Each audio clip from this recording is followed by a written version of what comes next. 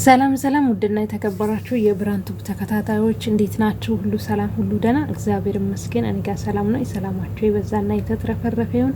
እንደምን ቆያችሁ? ሁሉ ሰላም ነው ወይ? እግዚአብሔር ይመስገን። እኔ ጋር ሰላም ነኝ። ሰላማችሁ የበዛና የተትረፈረፈ ይሁን። እኔ ጋር ሁሉ ሰላም ነው፣ እግዚአብሔር ይመስገን።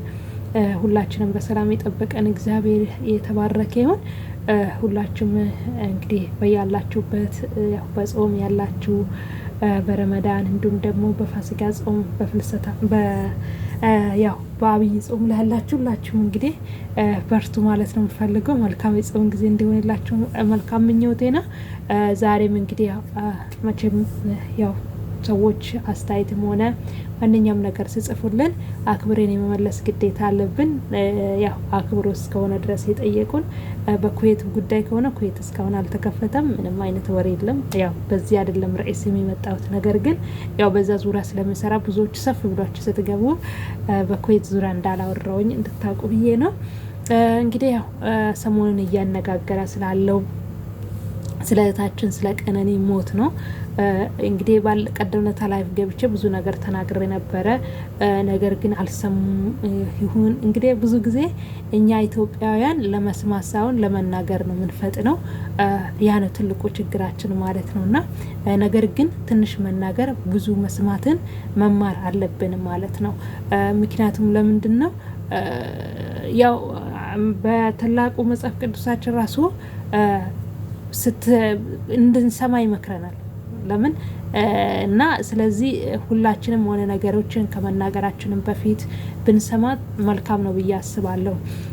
እና ያው ምን ለብኝ ብል ነው የሚገርማችሁ ነገር እኔ በዚህ ጉዳይ ስለ እህታችን መሞት ማለት ሴት አይደለሽም ወይ ድምጽ አትሆኝም ወይ ነገ አንቺ ቤትስ ቢሆን በጣም ብዙ ነገሮች የሚባሉ ነገሮች አሉ ማለት ነው። እና እኔ በዚች ልጅ መሞት እውነት በጣም ካዘኑት ሰዎች አንዷ ነኝ ማለት ነው። ነገር ግን አሁን ሶሻል ሚዲያ ላይ እንደሚባለው ወጥቶ እንደሚራገበው አካሌ ገደላት እንዲሆነ የሚባለው ነገር መናገር አልችልም። ምክንያቱም አይኔ ስላላየ ማለት ነው።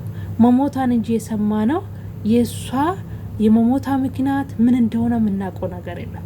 ስለዚህ አሁን በዚህ ምክንያት ሞታለች ድምጽ እንውናት የምንለው ነገር አይደለም። ነገሩ እንዴት እንደሆነ ታውቃላችሁ? እኔ ከዚህ በፊት አንድ ነገር አጋጠመኝ። እዚህ ኩዌት ሳልሆን ባህሬን ነበርኩኝና በጣም ከባድ ዲፕሬሽን ውስጥ ነበርኩ። ሁሉ ነገር ማለት በጣም ከፍተኛ ድግግሞሽ ችግር ጭንቀት ስለነበረብኝ በጣም አስቸጋሪ የሚባለው ነገር ውስጥ ነበርኩ ማለት ነው። ወደፊት በደንብ ቪዲዮ ሰራላችኋለሁ። እና የሚገርማቸው ነገር የመጨረሻ ጊዜ ምንድነው ትዝ ይለኛል ጾም ውስጥ ነበረ የፋሲካ ብቻ ተደራርቦ እንደዚህ ሁለት ጾም ውስጥ ነበርን ማለት ነው። እና ምን ሆነ መሰላችሁ በቃ በጣም ተደራረበብኝ ነገሩ ማለት ነው። ያጋጠመኝም የሚሰማውን የሆነብኝ ነገሮችም የተገጣጠሙ ነበረ። እና በዛን ጊዜ እኛ በምንናደድበት ወይም ደግሞ በቃ ማለት አንዳንድ ጊዜ በህይወታችን ላይ በመንፈሳዊ ህይወታችን ጠንካራ ካልሆን በእምነታችን በየትኛም እምነት እመኑ በየትኛም እምነት ውስጥ ስናምን ጠንካራዎች መሆን አለብን። አብሶ አረብ አገር ስንሆን ምክንያቱም ብቻችንን ስለምንሆን ማንም ሰው በዙራችን የምናማክራቸው ሰዎች ዙራችን ስለሌሉ ብቻችንን መሆን የለብንም።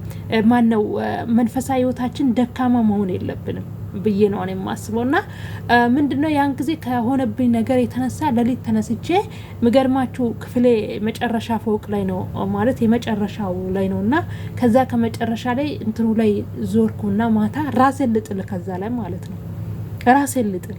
እንግዲህ አስቡት ራሴን ልጥል በቃ አንቺ እኮ በቃ ማለት ውስጥ የሆነ ነገር በቃ ድምጽ ሰማለሁ። ምገርማችሁ ነገር ራስሽን ከዚህ ላይ ወርውር በቃ አንቺ እኮ ያለሽ ነገር ጠፍቷል እንዲኮናል በቃ ውስጤ ልክ ሰውን እኔን አሁን ለእናንተ ቪዲዮ እየሰራው እንደማውራችሁ ልክ እንደዛ አይነት ድምጽ ሰማ ነበር ማለት ነው።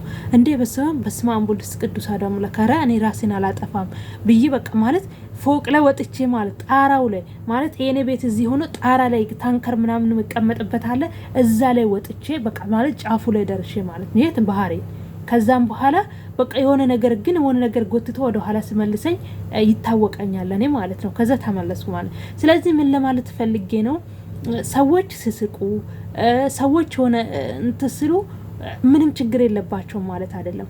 አብሶ እኛ እየሳቅን ሶሻል ሚዲያ ላይ የምንታይ ሰዎች ውስጣችን የማንገልጥ ምክንያቱም አርቲፊሻል ማንነታችን ነው ሶሻል ሚዲያ ላይ የምናመጣው፣ ሙሉ ማንነታችንን አናመጣም።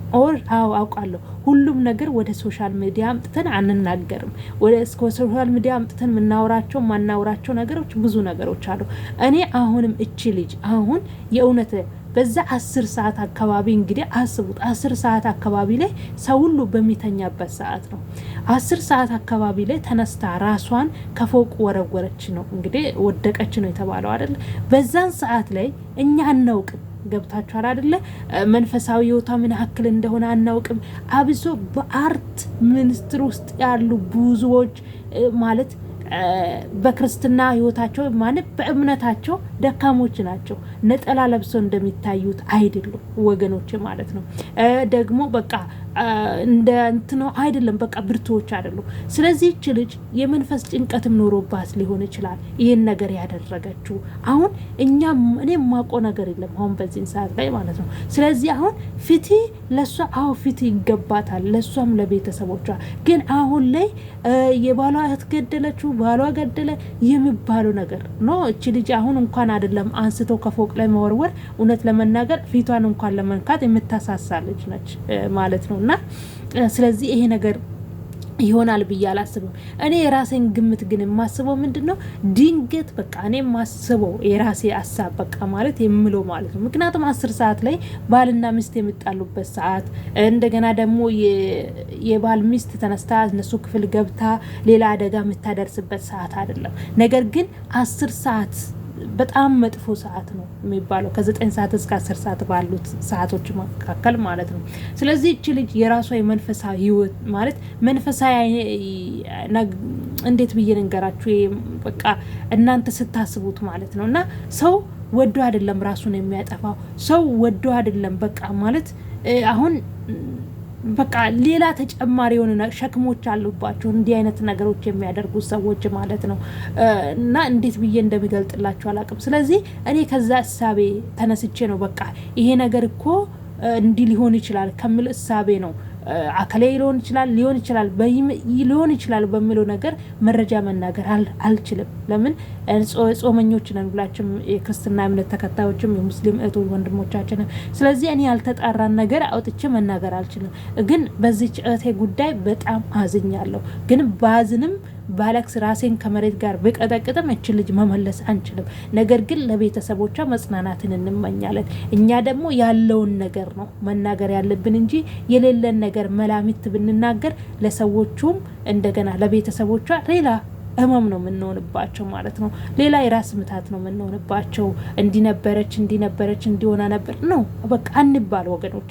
ምክንያቱም የእውነቴን ነው የምላችሁ በዚህ በዩቱብ እንኳን በሐሰት ወሬ ሰዎች አልቅሶ ሰዎች ልብ ደምቶ የሚመጣ ብር ማለት ነው ኃጢአት ነው። በቃ እውነትና እውነት ላይ በሆነ ነገር ላይ ብቻ ነው መስራት ያለብን። ኃጢአት ነው በቃ ለኔ ኃጢአት ነው ብዬ ነው የማስበው። የውሸት ወሬ ያልሆነ ሆነ ብዬ ዘግቤ ማገኘው ገንዘብ ኃጢአት ነው እውነት ማለት ነው። ስለዚህ እንዲህ አይነት ነገር ላይ እኔ አልተባበርም። በውስጥም ለምትጽፉልኝ ለምን ድምጽ አትሆኝም?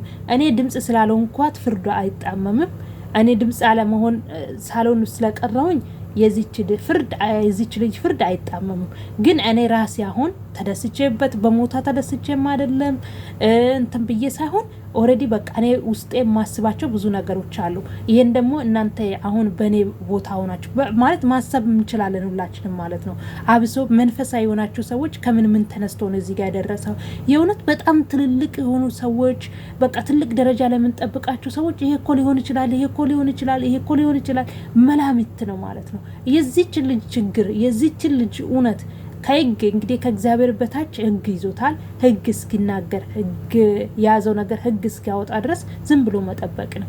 ከዛ ውጪ ግን አሁን እንዲሆነዋል እንደዚህ ሆኗል ለሌሎች ለቤተሰቦቻቸው ቁስል መጨመር ስለሆነ በእንደዚህ አይነት ነገር ላይ እኔ እጄን አልከትም። ለዛ ነው ግን የራሴ አመለካከት ምንድነው ልጅ ወይን መንፈስ የሆነ ነገር ገብታችኋል። እኛ ኢትዮጵያውያን ብዙ ነገሮች አለ ብቻ ታውቃላችሁ አይደል? እኔ ለማውራት ራሱ የሚያስጠላ ነገር ማለት ነውና ስለዚህ አንዴ እንዲሆነ ነበር ታናሽ እህቴ በፊት ታናሽ የመጨረሻ እህቴ የእውነት ለመናገር ማለት ነውና ሁሉ ጊዜ ከ9 እስከ 10 ሰዓት በቃ ሁላችን ነቅተን ነው የምንጠብቃት ማለት ነው። ኦልሬዲ አሁን ድናለች እግዚአብሔር ይመስገን ማለት ነውና የሆነ ሰው ይጠራኛል እያለች ትወጣለች ማለት ነው።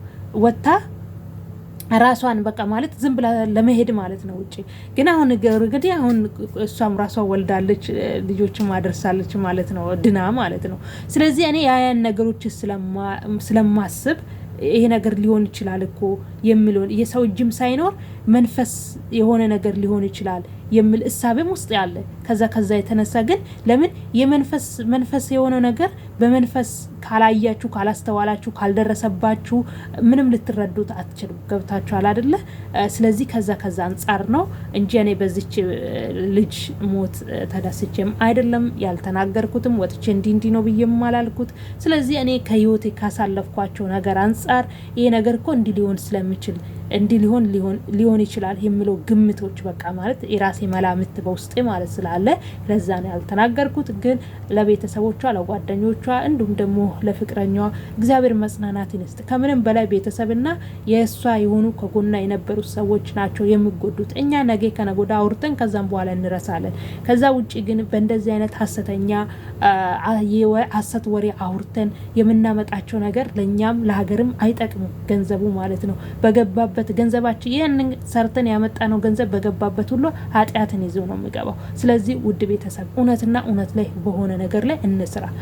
እውነት የሆነው ነገር ላይ እናተኩር። ሀሰትን እንቃወም። ወዳችኋለሁ። ይህን ለማለት ነው እና መልካም ጊዜን ተመኘውላችሁ። ሁላችሁም በያላችሁበት